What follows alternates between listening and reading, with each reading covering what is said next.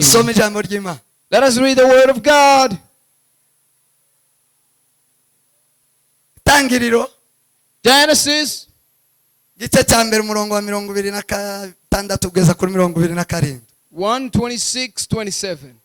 Tangiriro 1:26 haravuze ngo Imana iravuga iti tureme umuntu agira ishusho yacu ase natwe. Imana iricara iravuga iti tureme umuntu mu shusho yacu agira ishusho yacu tumumbe mtu. Batware amafi yo mu nyanja n'inyoni n'ibisiga byo mu kirere n'amatungo n'isi yose n'ibikururuka hasi byose. Imana irema umuntu ngo agire ishusho yayo, afite ishusho y'Imana niko yamuremye umuntu, umugabo n'umugore niko yabaremye. Amen. Amen. Amen. Tasoma kwa kitabu ulicho nacho, tuongeze tena hiyo kitabu tu, Mwanzo sura ya 2 haya ya 16 mpaka 17. We read in the same book, Genesis 2:16. Uwiteka Imana iramutegeka iti ku giti cyose cyo muri iyi ngobyi ujye urya imbuto zacyo uko ushaka, ariko igiti cy'ubwenge bumenyesha icyiza n'ikibi ntuzakiryeho, kuko umunsi wakiriye no gupfa uzapfa. Amen. All right, Genesis 2:16-17. And the Lord God commanded the man, saying, of every tree of the garden thou mayest freely eat, but of the tree of the knowledge of good and evil thou shalt not eat of it. For in the day that thou eatest thereof, thou shalt surely die. Amen. Langiza ku gice cya gatatu, Itangiriro 3 umurongo wa mbere. Genesis 3:1 geza kwa 2 up to 2. Now the serpent was more subtle than any beast of the field which the Lord God had made. And he said unto the woman, Yea, has God said, ye shall not eat of every tree of the garden? And the woman said unto the serpent, we may eat of the fruit of the trees of the garden, but of the fruit of the tree which is in the midst of the garden, God has said, ye shall not eat of it, neither shall ye touch it, lest ye die. And the serpent said unto the woman, ye shall not surely die. Amen. Amen. Soma nawe. 3 Itangiriro guheraho. Inzoka yarushaga uburiganya inyamaswa zose, inyamanza zo mu ishamba zose Uwiteka Imana yaremye. Ibaza uwo mugore iti, nukuri koko Imana yaravuze iti ntimuzarye ku giti cyose cyo muri iyi ngobyi? Uwo mugore arayisubiza ati, imbuto z'ibiti byo muri iyi ngobyi twarabyemerewe kuzirya, keretse imbuto z'igiti kiri hagati y'ingobyi nizo Imana yatubwiye iti ntimuzazirye, ntimuzazikoreho mutazapfa. Amen. Amen. Nakira ijambo ry'Imana. See the word of the Lord. Agira ngo tuganire kuri aya magambo dusomye umwanya usigaye muto. I want us to speak of these words in the time that we're remaining with. Icyo nshaka kwibandaho ng'umutwe w'ijambo, The title of the word, nashatse kugira ngo tuganire namwe ngo icyaha niki. I want to talk about what is sin. Icyaha niki? What is sin? Icya kabiri turaganira icyaha kiza gute mu muntu. How does sin come in a person? Icyaha kiza gite mu muntu. How does the sin come in a person? Dukira dute icyaha. And how can we be saved from sin? Icyaha niki? What is sin? Icyaha kiza gite mu muntu. Number 2, how does sin come? Icya gatatu icyaha tugikira dute. And thirdly, how do we save how are we saved from sin? nutwo tuntu nibuvuge butatu I gotta speak about those three things and we are done. ndabivuga nihuta. I'll speak as rushing. Sema amen. Amen. Wera ko twumvise ijambo rinini cyane ryiza mbere kandi nibyo nuzurizaho. Because we heard a word already. Ko kumvira ni ingenzi ni naho nza gusoreza. That's where I'm going to conclude. Bibiliya itubwiye uburyo Imana yaremye umuntu. The Bible has told us how God created a person. Umuntu yararemwe. A person was created. Aremwe n'Imana. Created by God. Aremewe Imana. Created for God. Niko Bibiliya itubwira. That's what the Bible says. Umuntu w'Imana. A person of God. Waremewe Imana. Created for God. Tahuriye n'icyaha. He is not anywhere to be associated with sin. Tacyaha. There is no sin. Imana irema umuntu. When God created a person, Yamuremye ndacyaha. created him without sin, Iramwiremera ndacyaha. and he created him with no sin. Imana irema umuntu wa mbere yaremye ni Adamu. The first person was Adam. Kubera processes yayo. Because of his procedures, Mu mugambi w'Imana. in his purpose, Imana yari ifite Adamu na Eva. God had Adam and Eve. Ariko muri processes But in the procedures, yatangije Adamu. started with Adam. Eva aza kuza mu nyuma. And Eve come afterwards. Kandi imukuye muri Adamu. Out of Adam. Kugira ngo abo bantu bombi buzuzanye. So that the two will be completed. Babe mu gitaka kimwe. Will come from one dust. Bagira ishusho imwe. Having one image. Bagira igufwa rimwe. Having some bones. Bagira amara amwe. Having some intestines. Cyo gituma Adamu akangutse. That's when Adam, when he woke up, Imana imukuyemo urubavu ikozemo Eva. when his rib was out, Yarakangutse aravuga ngo aka ni akara ko mu mara yanjye. and he said, this is the rib of my rib, Iri ni igufwa ryo mu magufwa the yanjye. bone of my bones. Azitwa umugore. She will be called a woman. Umugore bisobanurwa ngo ikintu A cyiza. woman meaning a good thing. Umuntu ikintu cyiza. A good thing.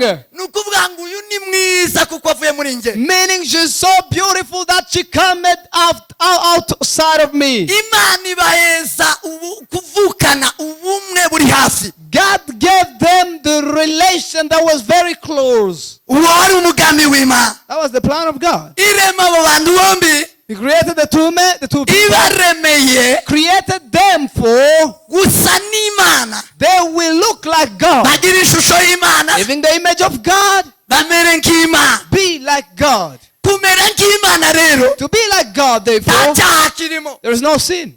Ni ukuvuga ngo abo bantu It means those people babe kure y'icyaha. be far away from Kuko sin. Imana ntikora icyaha. Because God can never sin. Imana ntacyaha igira. God can never sin. Abo bantu base n'Imana. Those people should look like Bagira God, ishusho y'Imana. have the image of God. Imana niko yaremye umugabo That's n'umugore. how God created a man and a woman. Ibashyira mu ngozi ya Edeni. I mean, a garden of Eden, Ibahesha kubaho. and giving them life. Imana ibagenera rasyo. God gave them food. Imana ibaremera uko babaho. God gave them meaning to live Kubera ko basa nayo. because they look like God. Kubera ko baremwe mu shusho Because they yayo. are created in His image. Iravuga ngo And nibabeshaho. He said, I gotta sustain you. Niyo yari ifite shuguri zo He was kubashugurikira. responsible for their livelihood.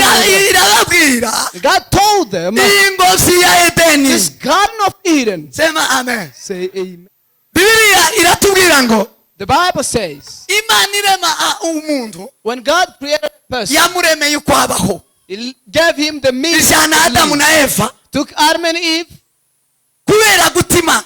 because they separated themselves from So God. dutekereza ko uvutse wese adafite icyo Imana yamuremeye. Nico gituma ona poyage. We normally think that everybody who is born, it is a stray, so that's why we've got family planning. Nuko tuzi ko abo bose badafite uburyo buba.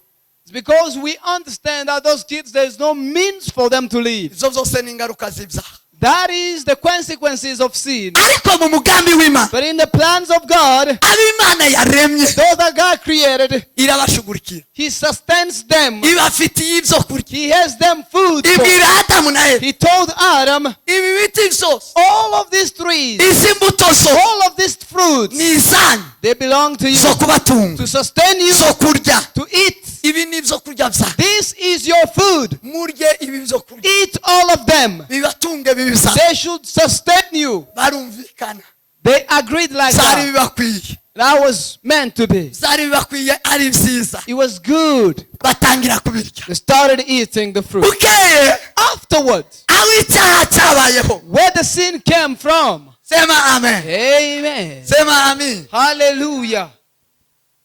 abana nimba bagize icyuya mubatege amabeho hanze bajane hanze amen bamukujanira hanze umuhoza Adamu na Eva Adam and Eve, barimo barya as they were eating ibyo byo kurya the fruit given by God, haza Satani Satan came, utazi kwicisha bugufi who is not submissive, yamanuwe kubera kudaca bugufi thrown down because he was not humble. Satani kugira ngo abe Satani In order for devil to be devil, ni ukwanga unyenyekevu he didn't want to humble umuntu himself. wese udafite unyenyekevu Every prideful person aba arimo ikiburi cya Satani he has the pride of the devil. aba arimo Satani He has the devil himself in him. Satani niwe wanze kunamira Imana Devil could never bow before niwe wanze God. guca bugufi imbere He y'Imana could never be humble before the Lord. inzoka The serpent. inzoka icyo kiyoka tugisanga ko ari Satani mu byahishuwe In Revelation, the serpent is the dragon we find in baza Revelation. kwerekana ko inzoka yo muri Edeni The serpent in Eden, mu ngozi ya Edeni in the Garden of Eden. iza kugaragara neza mu byahishuwe ko ari You Satani see it in Revelation that it is the dragon. Bibiri iravuga ngo yari inyamaswa The Bible says he was a irusha beast izindi zose uburiganya that was subtle more than any other yari beast. umuriganya yari Satani He was a subtle one. agenderera abo bantu Imana yaremye And therefore, the serpent worked to the people that God created, ababaza amakuru asking them how they were doing, ababaza uko baza bavugana n'Imana asking them how they talk with God. Satani arakubaza Devil will normally ask you sometimes akakubaza ibyo wiga and ask you, what do you study? akakubaza ikanisa ubamo Which church do you go? akakubaza ikiwanga ukoramo Which level do you work in? akakubaza And sometimes he will ask you, azabaza abakorari he will ask choirs, akamubaza ngo uzi ukora iki mwiko ask what do you do in the choir? akamusubiza ngo njyewe Say, I ndi kondigiteri am the conductor. njyewe I ndi am perezida the president wakora of the choir wazafti of Azafte. oh Oh yeah. none bakubwiye gute muri kondigitrise What did they tell you as the conductor? mu kondigiteri As the conductor, bakubwiye gute what did they told nta you? kindi bambwiye They told me nothing. barambwiye ngo za ndirimbisha They only said I should lead them as they are indirimbo singing. As they are singing, nigisha abandi I'll teach them songs. nitumara tuzipresente And we present them duhimbaze Imana and worship the Lord. nuko niko bambwiye That is my work. izo nizo zo kurya That is the food.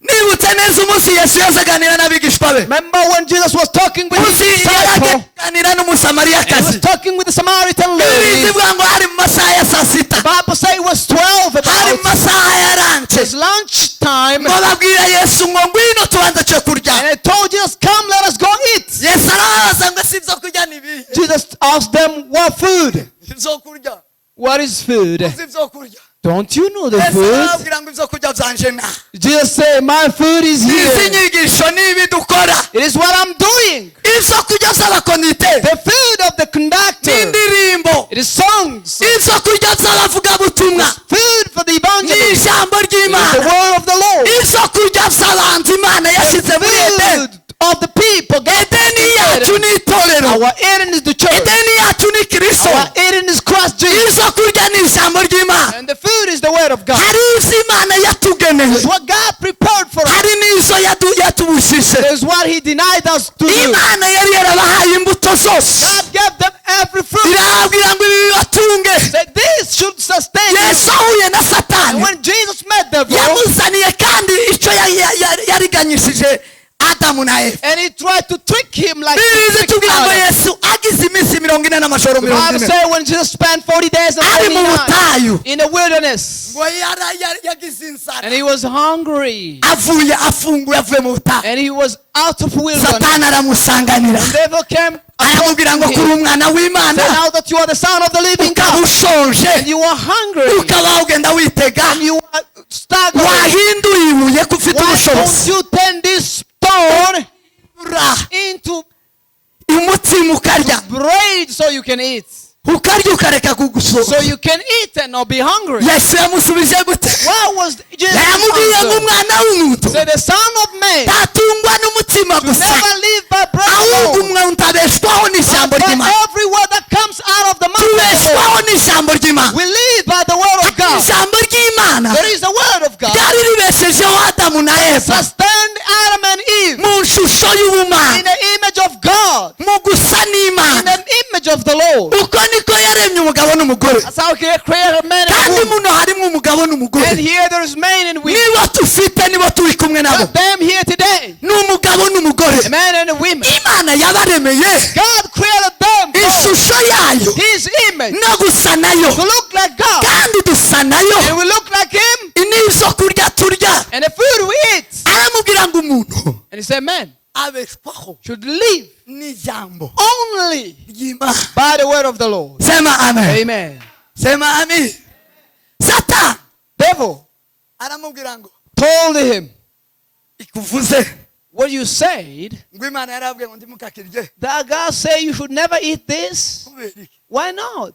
aramubwira And He said, Imana yatubujije kino, God stopped us from eating this. aratubwira ngo iki giti Said this tree, ikimenyesha icyiza n'ikibi, it is the one that will let us know the knowledge of good and evil. tukiriye If we eat it, rishare shaganya rishare kiriye and say, if we eat this, turiye kino if we eat this tree, ngo no gupfa twopfa. we can even die. iki This ni danger de mort, danger of death. kandi nitwinjira mu rupfu And if we enter death, tuzoba dutakaje ishusho y'Imana, we will lose the image of God. tuzoba dutakaje gusa n'Imana, We no longer will look like God. ntituzoba tugisa n'Imana. We won't look like God anymore. kubera iki? Why? twariye icyo We yatubujije. ate the forbidden ibi tree. si byo biryo. This is not the food. sema amen. Amen. sema amen. Amen. bwana asifiwe sana. Praise the Lord. icyaha Sin. uburyo kinjiye How we came in the world. nimarize kukibabwira, And I'm going to tell it to you. icyaha Sin n'ibyo turya. is what we eat. bwira mugenzi wawe ngo icyaha n'ibyo urya. Tell your neighbor, sin is what you eat. icyaha cyavuye mu kurya. Sin came from eating. mubwire ngo ni amafunguro. It is the food. icyaha Food. inkomoko yacu The originality of sin. aho gituruka Where it came from. ni ku nda. It is by the mubwire belly. ngo ni ku nda. Tell him it's the belly. murebeho mubwire ngo ni inda. Say the belly, the stomach. ni mu mafunguro. Stomach. ni mu mafunguro. By food. sema amen. sema amen. Say amen. mwitondere kurya. Be careful by the stomach. bwana asifiwe sana. Amen. satani aganire na eva So devil talked with Eve aramubwira ngo and he told her, gupfa dying, ntimuzopfa. you will never die. gupfa Dying, ntimuzopfa. you're not going to die. satani Devil abashe gukosora Imana now was changing the statement of God kuri eva on Eve, waremwe n'Imana. created by God, aramubwira ngo and he told her ibi Imana yababwiye what God said. sibyo, It is a lie. ntimuzopfa, You're not going to die, ahubwo but rather muzosa nawe. you will look like God. kandi bari basa nawe. And they looked like God before. Imana irema umuntu yamuremye mu shusho yayo. God created man in his image. ikibazo dufite no, The question we have today, turimo kwanga ubwiza dufite twaremewe, we don't want the beauty we have created by turashaka God. kongezaho ubundi, And we want to add more. cyane cyane bene wacu b'abamama Especially mothers. baza bakenera They want to, I mean, nico cyatumye add. niyo That's where devil came nibo from. baroroshe kongera They are easy to add beauty on beauty. azaba mwiza She is beautiful, created, akaganirizwa and she is talked with, akamubwira ngo uri mwiza and they say, you look beautiful, ariko turi mwiza cyane but not really enough. ukuwaremwe ntugume gutyo Don't stay the way you are. kuraho ingohe Remove these eyebrows. kuraho ingohe Remove them. kuraho Remove them. kugira ngo urusheho kuba So mwiza you will be beautiful more. niwe usa neza Then you will be much more beautiful. imana iyimurema And God, when created her, yaricaye iratengeneza set him and shaped her. iravuga ngo ndarema He said, I gotta create ndarema a lady. fiye God create fiye fiye. ni murema And when I created her, ndamushyiraho ingohe gotta put eyebrows on her kugira ngo abe mwiza se so she will be beautiful. wese ese cyubahiro Amen.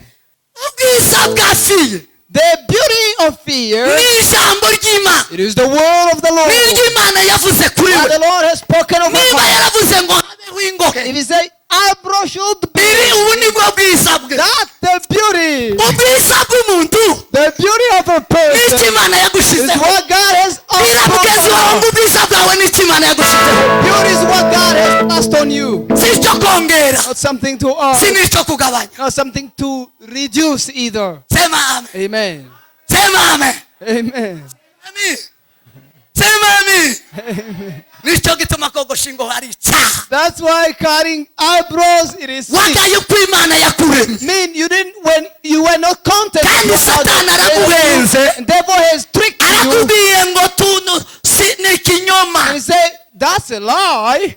kugira ngo use n'imana In order for you to look like God, ukuraho ingohe you gotta remove the eyebrows. kuraho ingohe Remove them. kuraho ubukobwa Remove girlhood. abakobwa bari mu kukwikuraho ubukobwa akaja kwibagisha hari ibitaro bakagukuraho ubukobwa bakakugira umugabo Oh, now they are changing the gender. When umugabo bakamukuraho ubugabo bakamugira now they will remove the change. You understand? I don't want to say that. I don't want to say it. bakagukuraho igitsina gabo bakakugira umugore Now they change whatever. icyaha Sin.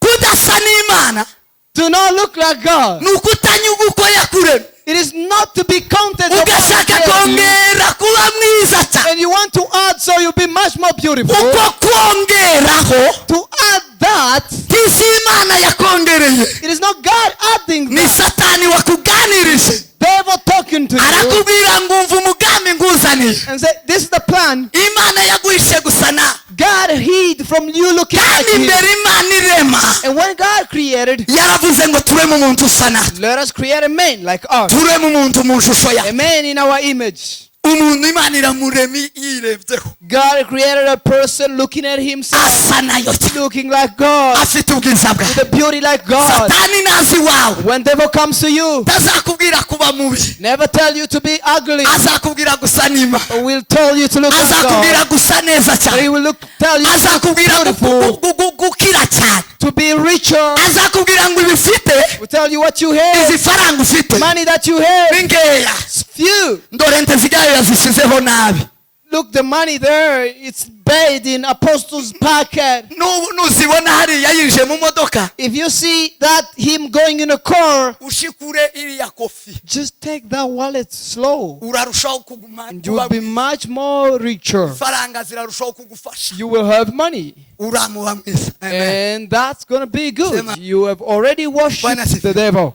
bwana sife bwana sife umuntu yinjira mu modoka When a person gets in a car, undi agaturuka inyuma another one gets behind, agashogora and he pulls the wallet. kugira ngo arusheho kuba So he will be much better. satani Devil taza kwereka ko ibyo ugiye gukora will never show you that what you're about to ari do bibi oya is bad. aza kubwira ngo But ongeraho do it more. umuntu akareba umukobwa cyangwa umugore w'abantu Person looks at the girl or a woman of somebody anamutamana And he lusts for her. akumva yimwifujije And he lusts for her. akavuga ngo uwo sambana n'uri And say, if I sleep with uwo her, ryamana n'uri if I sleep with her, yoryoherwa gusumba that can be much more better. yomererwa neza gusumba That can be much better. nguko satani azamera That's how devil akanga works. kunyurwa n'uko ameze He is not akumva satisfied. yokongeraho He feels like he can satani ask more. utuganiriza mu The buzima one who speaks with us, aza kubwira ngo ngeraho he will tell you, do more. subiraho ngereho Do more. abapasiteri dufite muri iki gihe Pastors that we have nowadays. aragenda kwa shitani Go to Satan akamubwira ngo ntuhagije n'amavuta y'Imana and he say, ntibihagije kugira it's amaverisi not enough having verses in the Bible. ikuzimu uzana izindi mbaraga I gotta go in the hell and bring other powers. uzurambura abantu bagwe So when you stretch your hand, people will fall. umuntu nagwa When people fall, izo ni pawa that's power. izo ni imbaraga That is the power. uhebesha abantu ino The people will be amazed. bagushyire ku mitandao Put you on TVs izo everywhere. ufite tizihagije Houses you have it not enough. ongeraho Add more.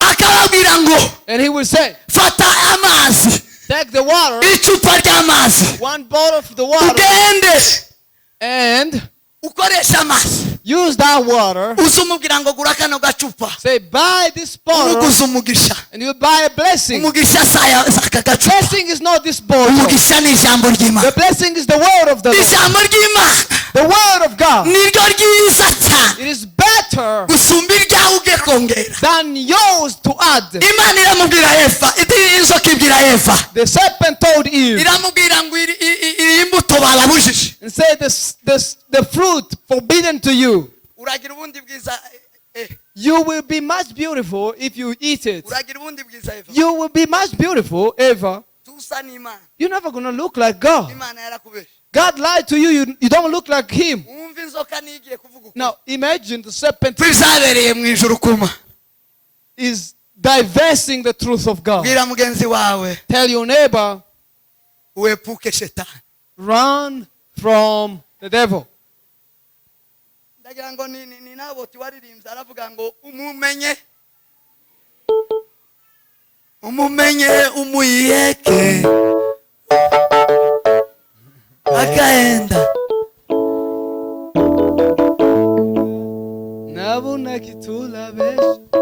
akuteranya taemere mtakorwe akabateranya ahandi natangireni mumumenye mumuyeke uwo shetani akaenda Adamu na Eva tashagilega umumenye Kitula besh. umuyeke umumenye Now know the devil mumuhunge and run from him. umwitasi Escape from him. tazakuzanira azakuramo ikinyo azakuramo kuri guto aguheshe He will twist the truth by his lies, and that's what he's going to deliver to you. satani iyo azana ububagira akabugaragaza If he could manifest his ugliness, ntawo mwakiriye n'umwe nobody could admit ariko him. araza yitwaje icyiza He ukeneye will bring the needy that you want. arakureba abona umutima wawe ukunda ifaranga He will see your heart that you love namara me. kubwire ngo utora n'izo abandi woba mwiza cyane And he said, if you even take the money, azakureba kurebe mu mutima ko ukeneye kuba mwiza look that you want to be beautiful. akubwire ngo ukongeraho iki ngiki woba mwiza cyane Say, if you do this, you'll be much beautiful. kandi icyo ni cyo Imana And yakubujije that's what God stopped you from. Imana yari yabwiye Adamu na Eva God told Adam and Eve, iramubwira ngo iki giti tugikoreho they should never eat this tree. kuko iki ngiki nugikoraho n'urupfu uzapfa Because the day you will do, you will amaze even eat out. kuganirizwa na satani ngo akakitamani And after being talked by the devil, he lost it ngo for the amaze tree. kukifuza And when she lost it for the tree, arayisoroma iyo mbuto she got the fruit. amaze kuyisoroma And after getting it, ngo arayirya she ate it. amaze kuyirya And after eating, ayishyira umugabo we Adamu pass it unto her husband. nawe ararya And he eats ngo it. bariye And after eating, barambukirwa bava mu bwiza bw'Imana they were no longer in the the glory of God. bava mu bwiza They bw'Imana were no longer in the glory of binjira mu God. bubi bwa Satani They entered in the cloudness of the devil. kubera uwo wumva Because the one you hear, niwe usa nawe. you look like him. Bwira mugenzi wawe ngo uza wumva niwe musa. Tell your neighbor, the one you hear, you will look like them. Niba wumva Imana If you hear God, usa you will n'Imana. look like God. Niba wumva If you Satani hear the devil, usa you nawe. will look the devil. Kubera ko bari bumvishije Satani, Because they heard the devil. bari bumvishije inzoka, Because they heard the faith of bahita the bava snake. mu bwiza They bw'Imana were no longer in the beauty of God. basha mu bubi bwa They were Satani. in the ugliness of the Icyaha devil. kiba kirinjiye muri bo. Devil entered their life. Icyaha kinjiye When sin entered their life, bagira ubwoba, they were afraid. bahunga Imana. They ran from God. Bahunze Imana kubera iki? Why did they run? Babonye Imana ari umucamanza, Saw God as a judge babonye Imana igiye ku ntebe, on the throne, saying, igiye judging, kubabaza niki cyabaguteye asking them what happened. gukora ibyo ndababwiye.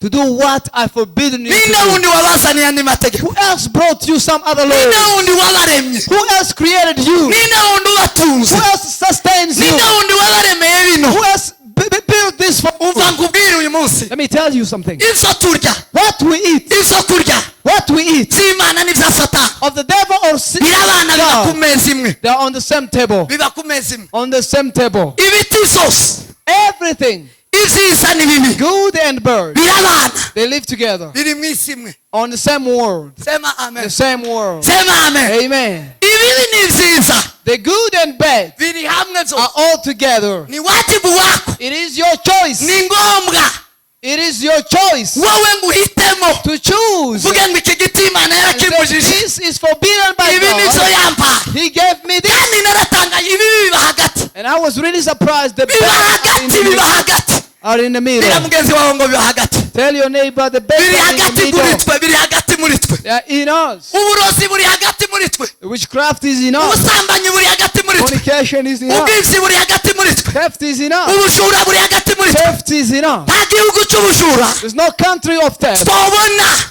No ngo country tugihunge of tuje mu robbery. gihugu cy'ibyiza gusa. Turn it into a better.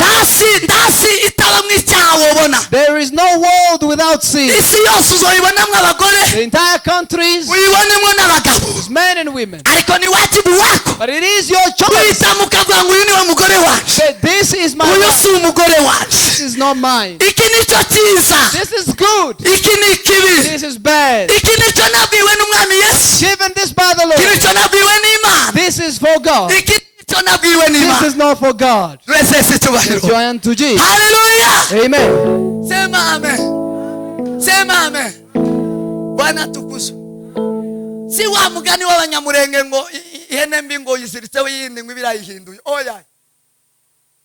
It's not by being changed by a wrong company. Oya.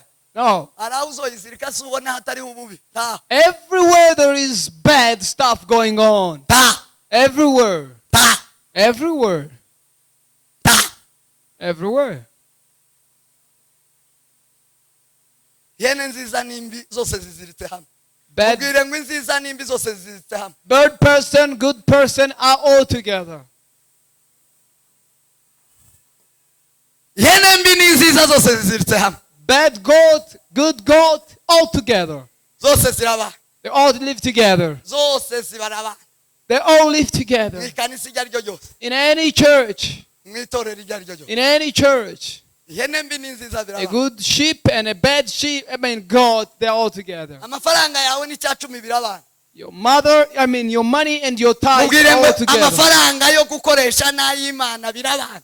The money for your expenses, Mubwire ngo birabana. God's money, they're all together. Birabana. Birabana. They live together. Same pocket. Birabana. Mutura birabana.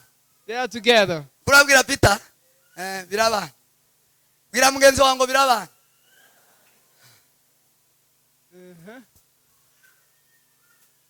Sema amen. Sema amen. Birabana we. All together. Yesu Imana God. yarabishimye ngo bibane. He was pleased that they will live together. Ariko isi gitanze amategeko. But he didn't know the Lord. Iramubwira ngo isuzorya nibi. He said, this is what you will eat. Bwira ngo ngomeze mbane ise naho. So I will look like you more. Satani nawe arinjiraho. And the devil came in. Arakubwira ngo singira na kiri. He said, take even that one. Singira na kiri. Take that one also. Icyaha Sin cyinjiye came in mu gihe the times cyo gushaka of researching gusa to be n'Imana like God, birenze uko ibitegeka. more than how he commanded. Icyaha Sin kiba came mu gihe in the times ushaka when you want gukora to do ibirenze more than icyo Imana yaremeye umubiri. what God created you to do or to be. Ikirenze kamere, Something Mubiri. more than the body, ubumuntu. more than humanity. Imana God, icyaha cyinjiye sin came igihe when twongera we add icyo Imana yavuze, some more to what God has tukumva said. Imana yarashyizeho full stop, And- twebwe tugashyiraho point virgule When- cyangwa tugashyiraho point point. When God had put a dot, we continue with the sentence.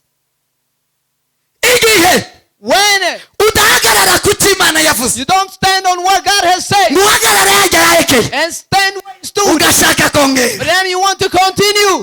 icyaha kirinjiye. Sin has come. Icyaha Sin cyinjira comes igihe when urenze amategeko you go beyond y'Imana. the laws of God. Niko Imana Pawulo yabwiye Abakorinto, Apostle Paul told the Corinthians, arababwira Abakorinto ba mbere 15, Corinthians 1:15, arababwira ngo icyaha it says sin, imbaraga z'icyaha the power of sin, ni amategeko. it is the law. Igihe urenze amategeko, When you go beyond, igihe utuma amategeko y'Imana, don't follow the word of winjiye mu God, cyaha. you've entered the Igihe sin. urenze amabwiriza y'Imana, When you go beyond the principles of ugashaka God, kongeraho aya guverinoma, and you want to add something to ugashaka government, kongeraho ateye impango n'impararo, of cultures, ugashaka kongeraho ay'imiryango, families, Utayima. laws, you've lost God. Utayima. You've lost God.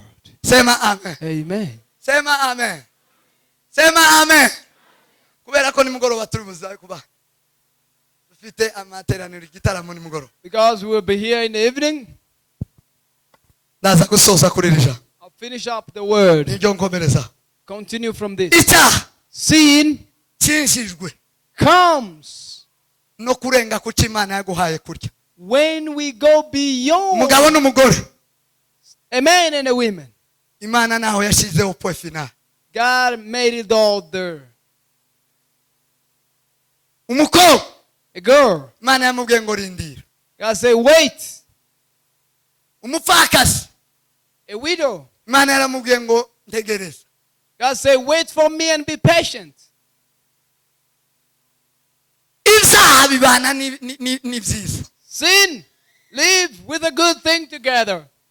Icyaha Sin, ni ukurenga itegeko ry'Imana. it is to cross the boundaries of God. Icyaha ni ukugomera Imana. It is to be an alienated to God. Sema amen. Amen. Icyaha ni ubugome Sin, it no is kugomera wickedness from what God has said. Usomye Yohana wa mbere ibice 3 umurongo wa 4, When you read John 1:3, biravuga ngo umuntu wese ukora icyaha every abagomera, person who sins, he is disobedient. kandi icyaha nibwo bugome. And sin is disobedience or wickedness. Kugomera icyo Imana yakubwiye, Be disobedient to what God has told kugomera you. ijambo ry'Imana Be disobedient unto His word. kugomera amategeko Imana ikubwiye Be ngo ntukarye iki, disobedient on the law that God has told you. ntugasambane, Don't forget, ntukibe. don't steal. Ibyo kurya yaguhaye ni ukuririmba, ni ugusoma ijambo ry'Imana, ni ukubana n'umugore umwe, si babiri ngo ejo mwaratandukanye ngo yarambomboye.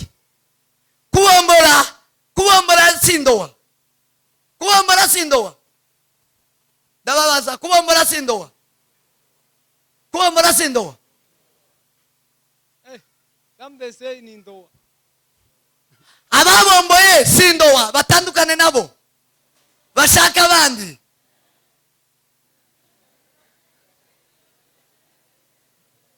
Musome Abakorinto read 7:12. Corinthians 7:12. Umuntu kubombora n'abatizera, umuntu wabomboye wese n'umupagani, n'uwabombotse nawe n'umupagani. Ariko Bibiliya iravuga ngo umuntu utizera naramuka ashatse agashaka utizera, ngo bombi bashatse kubana ngo bagumane ibindo. The Bible said we should never live like as boyfriend, girlfriend, People should be united as the will of God commands. ndisubiyemo gira muhaguruke dusenge. I want to repeat as you stand up as we pray. Nangirize kuri ibyo. Ababombotse n'ababomboye mushamako hejuru. People who live muntegere gira mbabwira amakuru. Sema amen. People who lived like boyfriend and girlfriend before. Hari umuntu wazi umugore wiwe undi yanga umugabo ngo barabombotse ngo nuko ngo sindowa ngo genda nanje ngende gira dushake barashaka. Marriage which is aboko not blessed in barasambana the church. ngo nu basafa tibasanjira mu bwami bwo mwijuru. Ariko wabomboye. But the person who they live without being blessed by God. Nubupagani, nubunebwe, nukutubaha Imana. Uwo wabomboye n'uwabombotse bombi bakemesanya amaze kumuzana bageze mu rugo bakavuga ngo ukutubaye umugabo gana umugore turemezanyije tubane watubane nuko ni sawa sawa iyibaye ndo nubwo nta pastor uhari nta wunduha ngo ni kumwami Imana kubomboka ndi biba mu Cyongereza. Sasa ni kusema ya kwamba wewe kama kijana huu ndio nataka kutoa mfano. Brother ya Susa. Unaenda hapa Mwiki, unakutana na msichana hapa, unamuoa, unamchukua hapo tu mkiwa darasani ama kwa shule ama kwa kazi. Unamchukua bila kuenda kumuomba kwa familia. Wewe unamchukua unamfanya mke wako. Mkifika huko mnakubaliana kujenga boma. Hiyo boma, hiyo si boma ya Wakristo. Hiyo ni boma ya upagani. Hiyo ni kukosea. Si kumcha Mungu. Lakini mkifika mkikubaliana nyinyi wenyewe kuishi pamoja bila kuagiza wazazi na kanisa, bila kuunganika mbele za Mungu na wazazi wakiwa mashahidi. Hiyo mkikubaliana kabisa kuishi pamoja kama mume na mke, hiyo inakuwa ndoa. Kwa Biblia wa Korinto wa kwanza sura ya 7 mstari wa 12 kuendelea utakuta hayo. Sababu wale wasiomwamini Mungu wakikubaliana kuishi pamoja, Mungu Baba anakubali hiyo iwe ndoa. Wakiachana, mmoja akae kivyake, mwingine kivyake, lakini wasiowe tena. Akioa atakuwa kizini, ni usherati, atakuwa kifaa. Sema amen. Amen. Amen. If you go beyond the law of God, you brought sin into your life. Sin to go beyond the laws of God. Stand up as we pray. God bless you. Simameni kwa miguu yenu ili tupate kuomba. Pamwe muvugana ababo. Ibibindi byo kuvuga mu miryango no kuvuga mu ikanisa ni umuco. Haya kugaragaza isezerano ryawe. Haya ya kunena nyumbani, mafamilia ama hapa kanisani, hiyo ni kudhihirisha agano lenu ambalo mmeweka. Ijuru, mbingu nasa kujehana. Mwumve. Itorero rya Kristo, kanisa la Kristo na Kristo. Kristo ni umukwe. Kristo ni bwana harusi. Itorero ni umugeni. Kanisa ni bibi harusi. Icho dufitanye n'Imana. Kile ambacho tunaunganishwa na Mungu ni sezerano, ni agano. Nicho gituma Biblia isivuga. Ndio maana Biblia inasema mume na mke ningakuja kwa Kristo ni kama Kristo na kanisa. Na makubaliano. Ni makubaliano ya watu wawili. Ni agano la watu wawili. Ndoa ni agano. Ndoa ni agano la watu wawili. Niyo point. Hiyo ndio ndoa. Hiyo ndio kiini. Hiyo ikifanyika ni ndoa. Iyo bikozwe ibindo. Mwosiga mworeka abana bagore mwamukoze icyaha. Mkiwaacha wake zenu ambao nyinyi mumerendeza. Na bagore bosiga bangaba ngo barabomboye ni icyaha. Na wake ambao wamerendera, ukimwacha mume wako, hiyo ni dhambi. Habe niwe yopagana agashaka uwundi akaguharika. Indoa yawe ni wa wundi mwavu. Galao aowe mwingine, wewe utaendelea kuwa ndoa yake.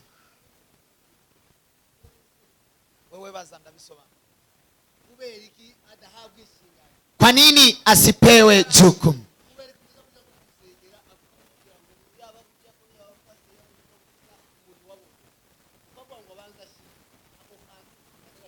Kwa nini mkitaka kumpa jukumu kanisani, akiwa anataka kuwa deacon pastor, mnamuunganisha ndoa kwanza? Kwa nini? Mwumve masubizo. Sikiza ni wajibu. Umuntu wese udaciye mu ijambo ry'Imana, Yeyote bado hajapitia kwa neno la Mungu, oyubahe ijambo ry'Imana, aliheshimu neno la Mungu, ariho icyaha, bado yuko kwa dhambi.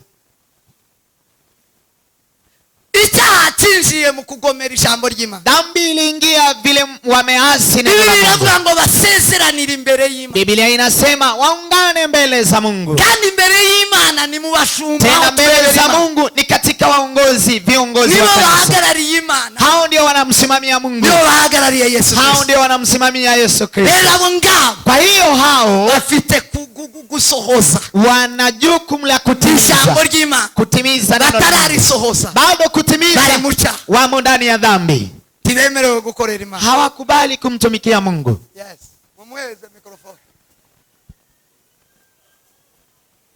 Aho murazumvishije? Nababwiye ngo ikintu cyose ahubwo mwumvishe rino jambo ko biramfasha kurisobanura. Icyaha nukugomera itegeko ry'Imana. Dhambi ni kuasi amri ya Mungu. Ikiwa Mungu anasema muungane mbele za Mungu, wamara wewe ntuseze, alafu wewe haungani, ukoze icyaha, wewe hapo umetenda dhambi. Wazanye ibitari mu murongo, umeleta yale ambayo hayumo katika laini. Imana yaremye umuntu imuheza kaneva, imuheza ordre, imuheza system, imuheza uburyo ari bubeho. Mungu aliumba mwanadamu, akampa njia, akampa mwelekeo wa kupitia. Ukoze ibyo wayigomeye. Ukitenda kinyume ya hayo, wewe umemwasi, ukoze icyaha, umetenda dhambi. Okay, hari confusion bafite, shaka kugira ngo bakure muri confusion. Kuna confusion ambayo mko nayo, nataka kuwaondoa. Ndoa tikura icyaha, haiondoi dhambi. Yesu ndivyo hivyo. Ndoa ni icyaha, ni ibintu bibiri. Tena ndoa na dhambi ni vitu viwili nilivyopita. Umuntu arashobora kugira amasezerano y'indoa, mtu anaweza kuwa na agano ya ndoa, ariko kimakosa yakoze icyaha, kidhambi, umetenda dhambi. Okay, niyo confusion bafite. Hiyo ndiyo confusion mnayo. Yes. Samu yakoze cyane. Abasezeranye ndibobura kugira icyaha. Jewe mukiraho, bado mkiwa hapo, uyu muntu wabomboye, mtu huyu ambaye amerendeza, kwa bizi ko yakoshereje Imana, anajua amemkosea Mungu, itorero likamushira inyuma y'itorero, kanisa linamweka nyuma ya kanisa, akagaruka akabwira itorero ngo mumbabarire narakoshe Imana, anarejea ananiambia kanisa mnisamee, nimemkosea Mungu na kanisa, nishingiye kinyume n'itorero, nimejiunganisha ndoa kinyume na kanisa. mugahagarara mukamubabarira, mnashimama mnamsamehe, nyuma nk'uwo muba mugiye guha inshingano mukamukondisiona kongera gushingira. Nyuma sasa mkitaka kumpa jukumu, mnampa condition ya kumuunganisha ndoa. Kandi imbabazi mwamuhaye mu by'ukuri ni itorero ni Imana yamubabariye hamwe n'itorero. Tena rehema ama msamaha mliyompa ni kanisa pamoja na Mungu iliyomsamehe. Kuki mudashingira kuri za mbabazi mwamuhaye ngo mumufate nk'uwababariwe, mumuhe inshingano? Kwa nini sasa hamchukuri rehema hizo ama msamaha huo mliyompa, alafu mpe jukumu ya kumtumikia Mungu? Asanteni sana. Hiyo ndiyo swali la. Nazo masubizo. Umuntu yakoze icyaha, itorero likamute. Mtu akitenda dhambi na kanisa linamsimamisha, yamara kazi, alafu anarejea akavuga ngo mumbabarire, anasema mnisamehe kuko nakoze icyaha, sababu nimetenda dhambi.